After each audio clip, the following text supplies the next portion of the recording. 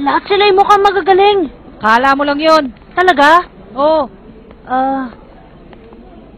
Maligayang pagdating sa Crucea sa langit. Sulatan niyo lamang ang inyong application. Ayun! Ha? Ano kaya yun? Sige! Isang bata lang yun na makulit. Ha? Hindi naman po mahirap ang patakaran. Basta mapabagsak niyo lang ang kalaban kahit anong paraan pwede niyo gawin.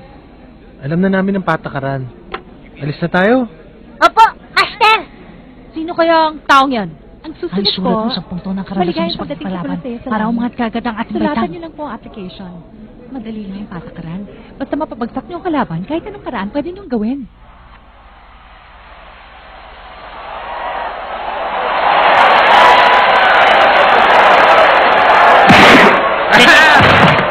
Oh!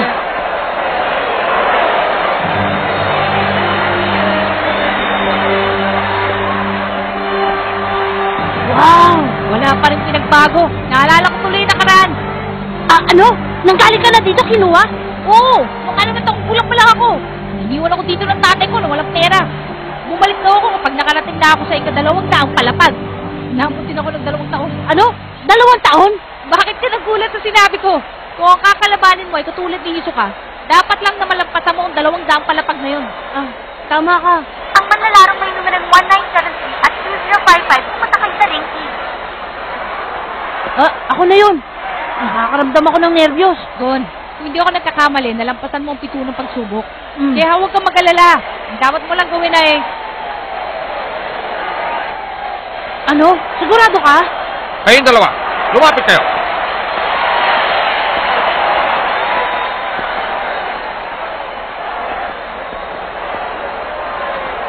Tingnan niyo, may paslit na kasali.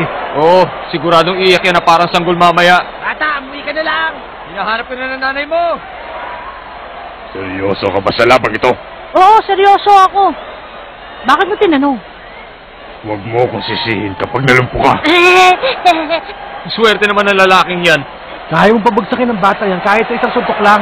Ang laban dito sa unang palapag ay para makita ang kakayahan ng mga manlalaro. Kailangan niyo maipakita sa ating huwes ang lahat ng inyong makakaya sa loob lamang ng 3 minuto. Ano? 3 minuto? Mas segundo ka lang. Ngayon, ang laban ito. Simulan na! 1 segundo. 2 segundo. Kailangan ko lang siyang tulak ng malakas. 3 segundo.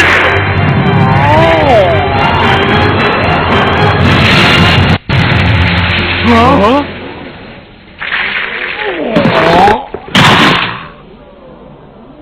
Ang galing! Ha? Hindi ko akalain gano'n na pala ako kalakas. Anong klaseng nilalang yung batang yan? Hindi siya tao, isa siyang halimaw. 2055. Ano yun? Pumunta ka na sa ika-50 palapag. Galingan mo pakikipaglaban, ha? Sige. Ika-50 palapag na raw ako. Ang galing mo. Numero 2054 at 2039 pumunta sa ring A. Ayos! Galingan mo rin. Balikan sa akin to! Makinig kayo dalawa. Sumigaw din kayo para sa kaibigan ko si Kiluwa. Oo. Sisigaw ko hanggat makakayo ka para lang sa kanya.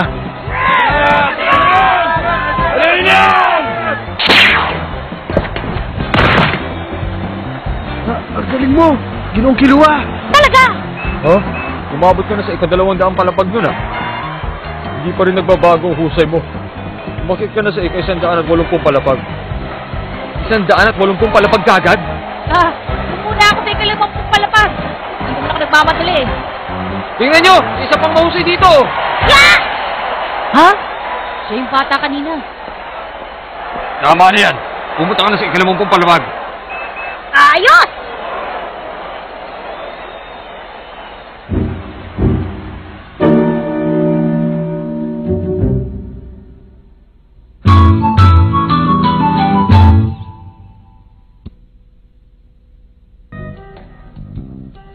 Sa gusali ito, ang bawat bahagi ay binubuo ng 10 palapag at kailangan niyong umabot sa ika-200.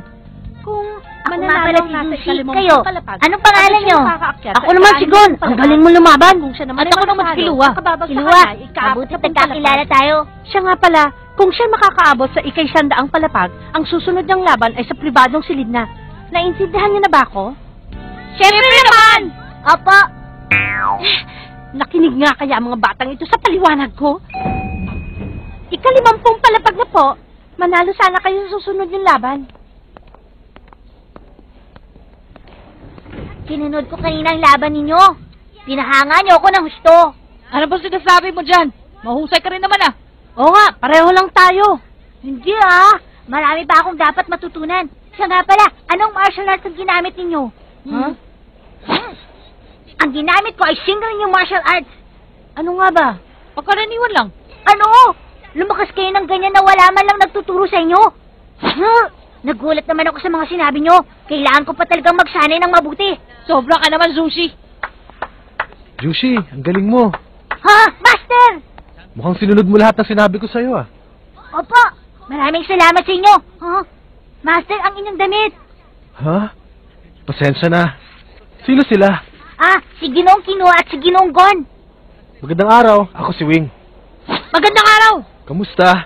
Hindi ko akalaing mayroon pa akong makikita ibang bata maliban kay Zushi. Sa palagay ko maganda ang inyong pinakita kaya kayo nakarating dito. Ang masasabi ko lang, ingatan niyo ang inyong sarili at kilalanin niyo ang inyong kalaban. Opo! Zushi, ito ang iyong napalanunan sa huling laban. Ayos. Salamat na lang at nandito ka. O kayo, pumunta na kayo doon, ipapalit niyo ng pera ang ticket na napalanunan niyo. Sige! Tayo na, Kiluwa! Sige! Mukhang nagahin natin siya. Zushi, bakit hindi ka sumama sa kanila? Maghihintay na lang ako para sa laban mo mamaya. Opo! Ginoong Gon! Ginoong Kilo, hintayin niyo ako!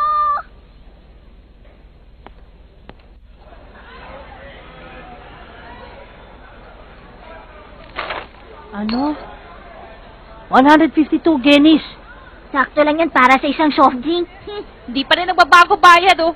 Sigurado ka ba dyan? Oo! Matalo ka o manalo, ito lang ang makukuha mo sa una. Sa susunod na laban, pag natalo ka, wala kang makukuha. Pag nanalo ka, makakatanggap ka ng 50,000. 50,000? Malaking pera din yan, hindi ba? Sa isang palapag, 1,000,000. Pag umabot ka sa 150, 10 milyon. Ano? Kiluwa, umabot ka sa ika-200 palapag, hindi ba? 200 palapag? Oo, pero umayo ko nung umabot ako sa 100 at 10. Ang nakuha ko, mga 200 milyon. 200? Kiluwa, anong ginawa mo sa perang yun? 4 na taon na nakalipas ha. Akala nyo ba nakapagtabi ako? Naubos yun dahil bili ako ng bili ng pagkain. 200 milyon na ubos sa kabibili ng pagkain? Ano kaya klaseng pagkain yun? Aba mga bata, mukhang malaking halagang pinag-uusapan nyo. Nasisiraan na mga yan. 200 milyon na ubus ka agad. Oo. Kayo magkakapatid na Yamori! Walang way ha. Amori lang. Ay, matagal-tagal na rin, hindi ko akalain. Ano nang gagawin natin? Anong sinabi mo? Ikaw itong nagsabi takutin natin yung mga batang yan. Tapos tatanungin mo ko kung anong gagawin natin? Basta, ikaw bahala. Takutin pala ha. Naalala nyo ba ako? Yeah. Gusto ko makita kung paano kayo manakot. Nakakatuwa yun. Mori, ikaw na bahala. Takutin mo sila hanggat gusto mo. Sige na. Teka, sandali lang kuya. Huwag niyo ko iwanan dito, kuya. Ay nako, mihina lang mga taong sumasali dito. Hamakin mo pa namang umabot sila sa ganitong bahagi. Madali nga siguro manalo sa unang palabag. Kaya huwag kayong masyadong mainit. Ginong Kilwa, ang lakas ng boses mo! Ngayon ay sasabihin ko na po kung saan palapag kayo pupunta. Ginong Marta at Ginong si Baba sa ika-55 palapag. Ginong Kilwa at Ginong Sushi sa ring E ng ika-77 palapag. Ikinagagalak ko na tayong dalawa ang maghaharap. Ako rin. Kanya-kanya swerte lang yan. Mag-ingat ka sa laban natin. Magkita tayo mamaya. Oo, galing-ganyan ang laban nyo, ha? Hihintayin na lang kita sa ika-6 na po, ha? Dahan-dahan ka naman sa pagsasalita. Magkakapatid na Amore at si Ginoong Gon. Pumunta kayo sa ring C ng ika-58. Kumusta na kayo? Kaya hindi ako sinisidyoso ni Ginong Kilwa. Ngayon mga kaibigan, maraming salamat sa paghintay. Magandang pagsimulan lahat. Ang masasabi ko lang po ngayon ay patuloy niyong mabuti ang ating video. Kahit mga batang ating manlalaro ay huwag niyo sanang isipin ang tabi ng inyong mapapanood. Ang ating mga kalahok na laro po ay magandang pinakita sa kayan sa unang laban kaya sila nakarating sa bahagi ito. Madaling sinapot ni Kilwa ang kanyang kalaban. Ginamit lamang niya sa kanyang katunggali ay isang kamay. Sa kinang bahagi ng ating, ang manlalaro natin ay ang batang si Lucy. Tinalo niya naman ang kanyang unang kalaban.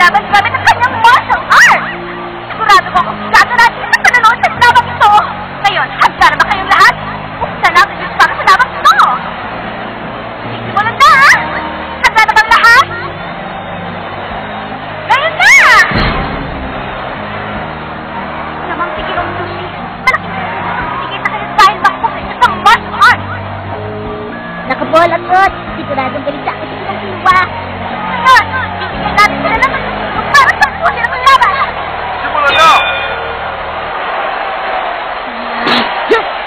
May forma siya. Mukha naman siyang alerto. Hindi niya matututunan sa isang araw lamang. Pero hindi pa rin siya ubra sa akin. Kung bakit sige ng kilo ay parang lamang nasa parke.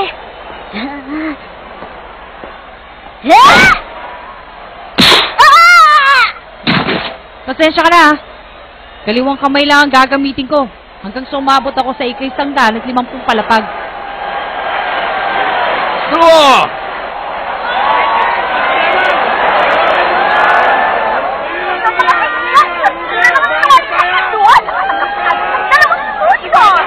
Kahit alam nyo na ipapaliwanag ko rin sa inyo kung paano mananalo sa labang ito ang isang manlalaro. Para makakuha ng puntos, dapat magsinisirang ibibigay mo sa kalaban. Kapag pagandang atake ginawa mo, mabibigyan ka agad ng 2 puntos. Kapag bumaksakan sa laban, 1 puntos din ang katapat noon. Kailangan mo makalipan ng 10 puntos para manalo ka, ha? Isang tira lang ang ginawa ko, natalo na siya. Walang kwenta. Kaya mo pa ba? Oo, kaya ko pa. Tumatayo ng manlalaro si Juicy. Mukhang sulit pa rin ang laban. Napigilan ko yata ang aking lakas. Laban na!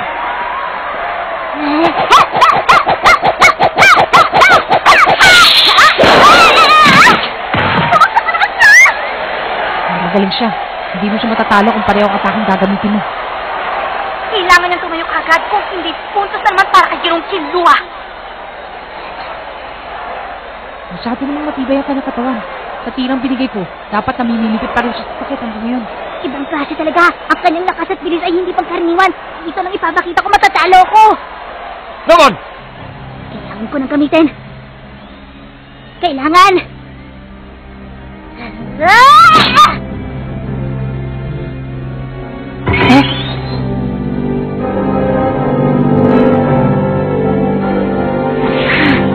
Ano nangyayari? Si Ginong Kiluwa ay lumalayo kay Ginong Sushi!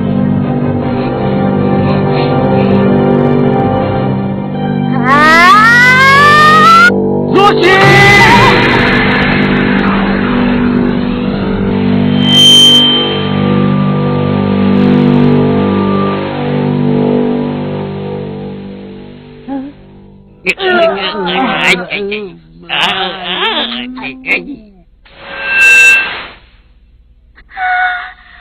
Dahil sa matinding reaksyon ng mga manonood, hindi ko napansin na tapos na palang laro.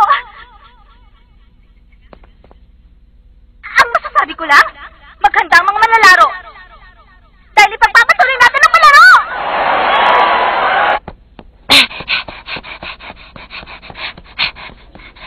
Tingnan mo! Nakakuha ko ng 60,000. Para yatang natagalan ka sa yung laban. Tama ka. Medyo matagal nga ang laban namin. Magaling pala si Sushi. Hindi. Meron siyang talento. At maaari pa siyang gumaling. Pero para sa akin, kailangan niya magsanay. Mabagal siya kumilos. Pero natagalan pa rin akong talunin siya. At saka... nung oras na baguhin niya ang kanyang tayo. Bigla nilang pumasok sa isip ko ang aking kapatid. Hindi ko may paliwanag pero kakaibang pakiramdam. Kinamitan niya ako ng isang espesyal na taktika. Narinig kong binanggit ang kanyang master ang salitang Ren. Ren? Tatawarin niyo po sana ako, Master. Sinabi ko naman sa'yo, Juicy. Hindi ko pa kailangan gamitin ng Ren. Nadala lang po ako sa kanyang lakas. Oh, hindi masama kung mangarap kang manalo. Pero, hindi ba't mas mataas pa sa bahaging ito ang iyong hangarin? Yun ang pinakatuktok ng toring ito. Kung magmamadali ka sa iyong tagumpay, pababagsakin ka ng sarili mong kahinaan. Opo. Habang nandito ka, hindi mo kailangan manalo sa lahat ng iyong laban. Opo.